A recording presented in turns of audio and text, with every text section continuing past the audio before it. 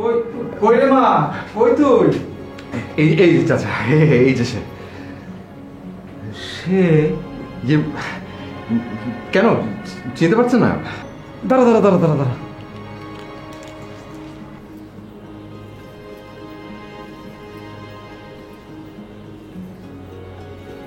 না মানে ওই তুমি আসলে অনেক একটু রোগা পটকা একটু শুকিয়ে গেছো তো, তাই চাচা তোমাকে চিনতে পারছেন না। ঠিক ঠিক, কি নাদুস নুদুস ছিলি রে মা, কি চেহারা হয়েছে তোর। আমাকে চিনতে পেরেছিস তো মা? আমি সেই অধম গরিব চাচা, শাহজাহান ফকির, তপন ফকিরের চাচা। জি চাচা, আপনাকে চিনতে পেরেছি, বলেন। গলাটা এত কাট কাট লাগছে কেন?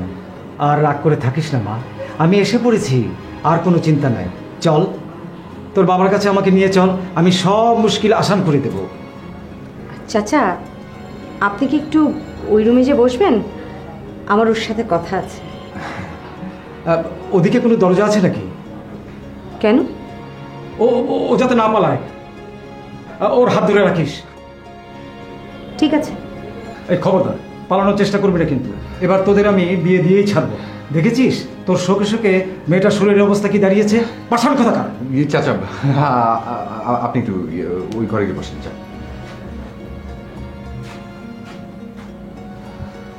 এসবের মানে কি?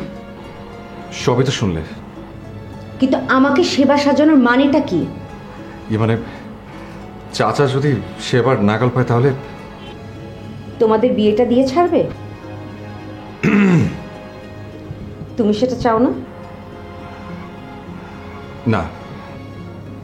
আচ্ছা, চাচা তোমাদের বিয়ে দেওয়ার জন্য খেপলো কেন? আল্লাহ জানে। ও, তুমি জানো না? না। শুনছেল্লাই। আরে সত্যি। চাচা ওকে দেখলো কোথায়? ও একবার আমার পেছন পেছন আমাদের গায়ে গিয়েছিল। ও তোমাদের ঠিকানা পেল কোথায়? আমি দিয়েছিলাম, তবে ওর বাবাকে দিয়েছিলাম। ওর বাবা যাতে আমাদের বাগানের গাছ গুছানে সেজন্য। তোমার চাচার গাছের পলিসি কিনা একবার ধরা গেছিল, মনে আছে? ও গাছ চায় না তোমাকে চায়? হ্যাঁ। না না মানে যাও তো যাও, আর নাটক করো না। তুমি চাচাকে নিয়ে ওদের বাসায় যাও। আর তোমাদের দুজনের জন্য আমার অগ্রিম শুভেচ্ছা রইল। আচ্ছা, ওই মেয়েটাকে বিয়ে করে আমি ওকে তুলবো কোথায়? খাওয়াবোটা কি? আরে আমি কি জানি? আমি সেই জন্যই তো বলছি যে তুমি চাচাকে একটু বুঝিয়ে টুঝিয়ে বলো যে তোমার মত চেঞ্জ হয়ে গেছে, তুমি এখন আর আমাকে বিয়ে করতে চাও না, এসব বলে বিয়ে করে দাও। Get lost, get lost please. যাও।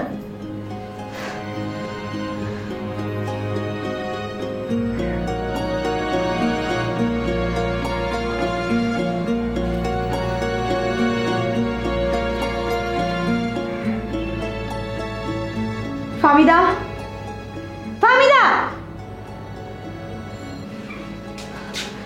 এই ওকে ঢুকতে দিয়েছে কে? হ্যাঁ, আই এম সরি ম্যাডাম।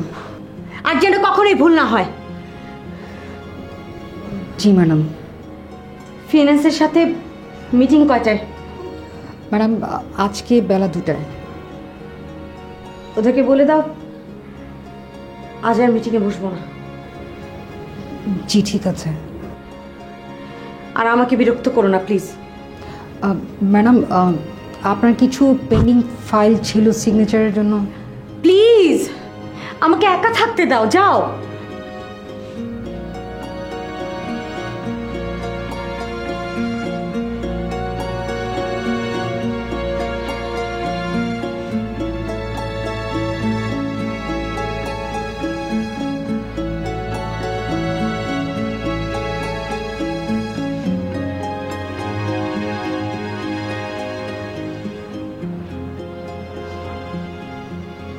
আমি মনে হয় এখন তোমার জন্য সব করতে পারো।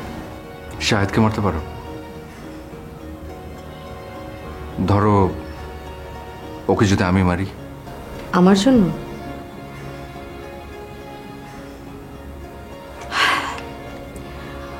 মোগল সম্রাজ্ঞী নূরজাহানকে পাওয়ার জন্য তার স্বামীকে হত্যা করেছিল সম্রাট জাহাঙ্গীর।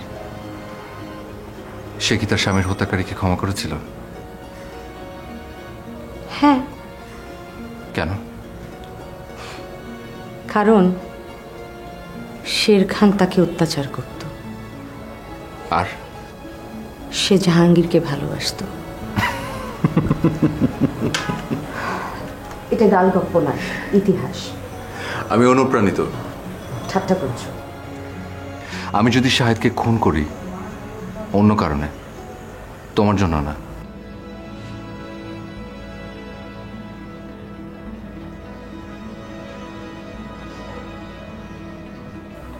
শাহেদকে বিয়ে করার সময় আমি নিষেধ করিনি, বলিনি যে বাড়ির সাথে বাড়ির বিয়ে হয়, গাড়ির সাথে গাড়ির। কিন্তু মানুষের সাথে যদি বাড়ি গাড়ির বিয়ে হয় তাহলে অশান্তি। তুমি প্রাচুর্য আর ঐশ্বর্যের তফাৎ বোঝনি। প্রাচুর্য বাহ্যিক আর ঐশ্বর্য অন্তর্গত। একটা লোক দেখানো আর একটা মনের ব্যাপার। তোমার মতো নূরজাহানেরও অ্যাম্বিশন সেম ছিল, নিজের ফ্যামিলিকে দাঁড় করানো, উচ্চাকাঙ্ক্ষা পূর্ণ করা, ক্ষমতাধর হওয়া। তুমি সেবাকে সহ্য করতে পারো না, কিন্তু নূরজাহান কিন্তু ঠিকই আনারকলির ব্যাপারটা মেনে নিয়েছিল। কি মনে পড়েছে? তোমার জাহাঙ্গীরই তো শাহজাদা সেলিম, তাই না? যার বাবা আকবরের রক্ষিতা আনারকলিকে ভোগ করেছিল, যার জন্য আনারকলিকে জীবন্ত কবরে নামতে হয়েছিল। যে মানুষটার জন্য একটা মেয়েকে জীবন্ত কবরে নামতে হয়, তাকে আরেকটা মেয়ে ভালোবাসে কোন প্রাণে? নূরজাহান ময়ূর সিংহাসনকে ভালোবেসেছিল, কোহিনূরকে, জাহাঙ্গীরকে না।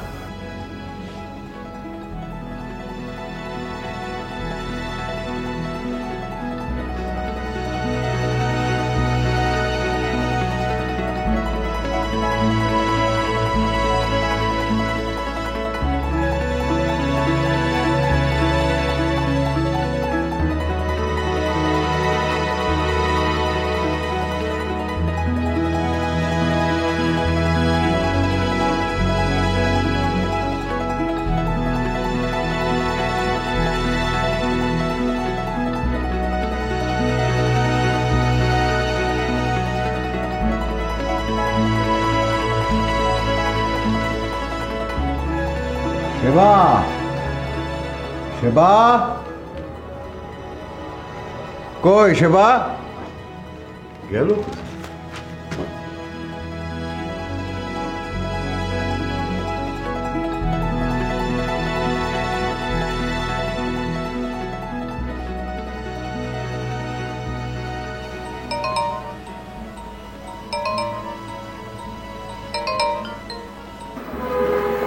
হ্যালো।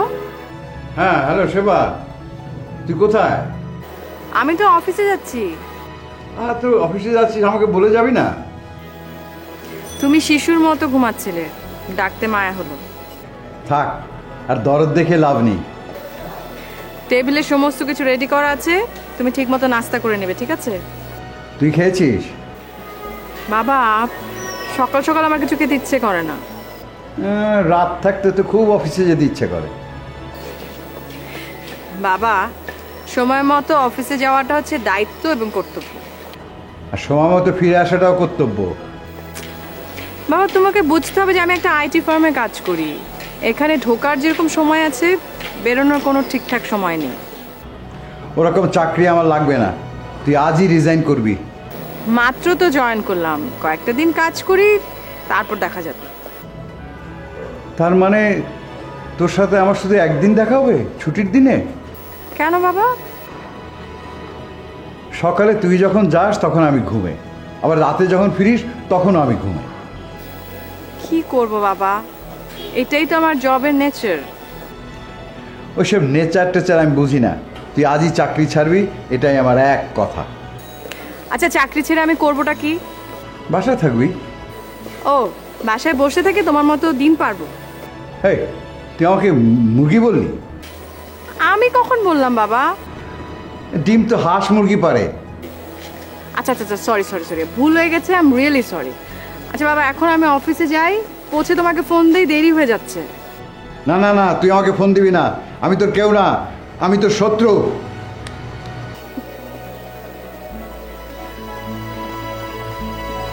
রিক্সা।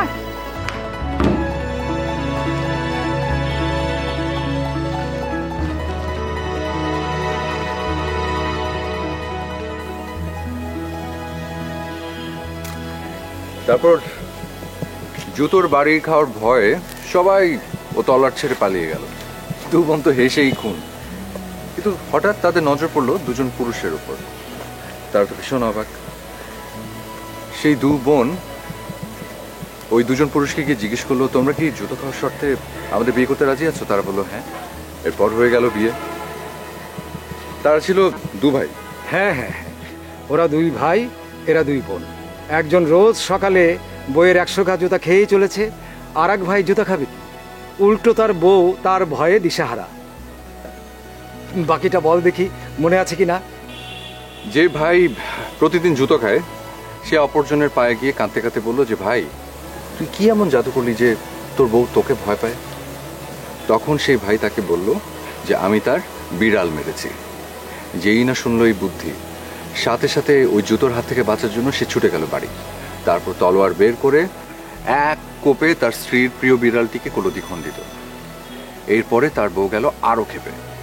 100 জুতো তো ছিলই, তার সঙ্গে যোগ হলো আরো 100 ঘা জুতা শাস্তি হিসেবে। তার পরের দিন সে 100-র সঙ্গে 100 মোট 200 জুতোর ঘা খেয়ে কাঁদতে কাঁদতে গেল সেই ভাইয়ের বাসায়। গিয়ে কাঁদতে কাঁদতে তাকে বললো যে তুই আমাকে একই বুদ্ধি দিলি। আগে তো ছিল 100 জুতো, এখন তো 200 ঘা জুতো খেতে হয়। তুই কি করে দিলি আমাকে এই খারাপ বুদ্ধি? তখন তার ভাই চোখ কপালে তুলে বললো, তুই কি করেছিস? তুই এখন বিড়াল মারতে গেলি কেন? বিড়াল তো মারতে হয় প্রথম রাতে। কি মনে থাকবে তো? থাকবে চাচা, থাকবে। আচ্ছা, তুমি কি রিক্সায় তুলে দিলে একা একা যেতে পারবে না আমার মেসে? হ্যাঁ, কেন পারবো না? আচ্ছা চলো তাহলে তোমাকে রিক্সায় উঠিয়ে দিই, আমি একটু আন্টির সঙ্গে দেখা করে আসি। চলো।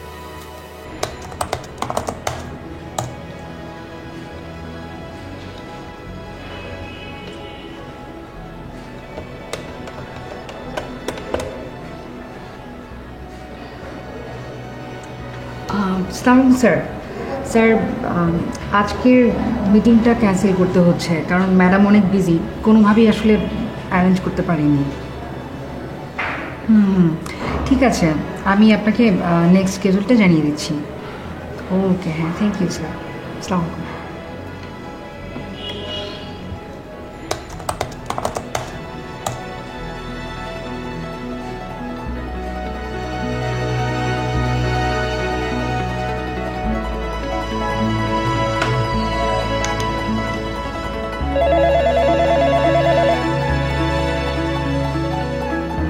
স্বামী, এসব এখানে।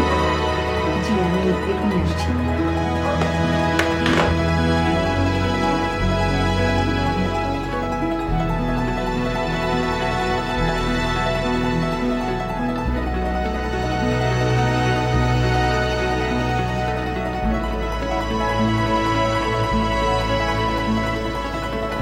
স্বামী, জি ম্যাডাম।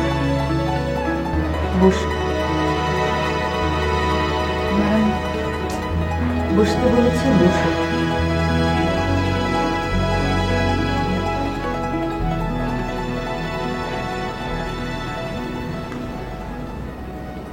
তুমি তো শাহিদের এখানে অনেক দিন, মানে ওর অনেক কিছুর সাক্ষী। আমি যদি এই অফিসে বসি তাহলে তো আমার এখানকার পূর্ব ইতিহাসগুলো জানা জরুরি। ফামি, তুমি আমার এখানে সবচেয়ে কাছের এবং বিশ্বাসী। জি ম্যাডাম। কোম্পানির লাভ লোকসান, আয় ব্যয়, এগুলো আমি কিছুই জানতে চাই না। তবে আমি তোমার কাছে সহযোগিতা চাচ্ছি, কি করবে না? জি, মানে ফামি, we are working under one roof. বলুন ম্যাডাম, কি জানতে চান? শাহিদের কাছে ব্যবসায়ী ব্যবসায়ী না অনেকেই তো এখানে আসতো, তাই না? জি। নাসির, নাসির ওনাকে চেনো তো? কোন নাসির সাহেব? ওই যে স্যারের বিজনেস পার্টনার? জি চিনি। Sub inspector Kohinoor? হ্যাঁ, তিনিও স্যারের অফিসে মাঝে মাঝে আসতেন। বন্ধু থেকে হঠাৎ কি করে তারা শত্রু হয়ে গেল জানতে? নাসির, কোহিনুর একসাথে গোলাগুলি করে মারা গেল। এই বিষয়টা না আমি সন্দেহ করি। আমার মনে হয় কি জানো, তুমি খুব কাছ থেকে এই ব্যাপারটি খেয়াল করেছো এবং সেটা সতর্কভাবে।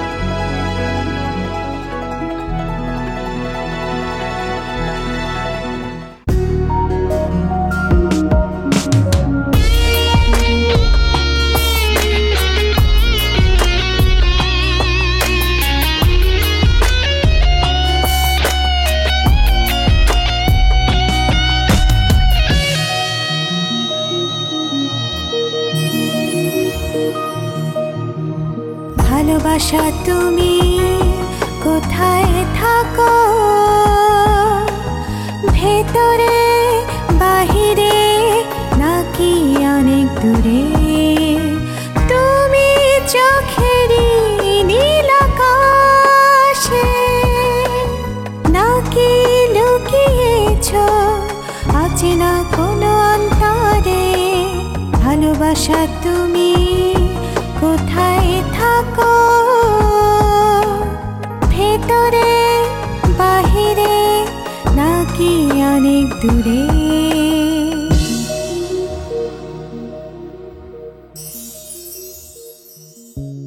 খুঁজি স্বপ্ন ছোঁয়া মনে, ইচ্ছে রঙে উদাসী বিকেলে, লাজুক শিহরণ ভালোবাসা ক্ষণে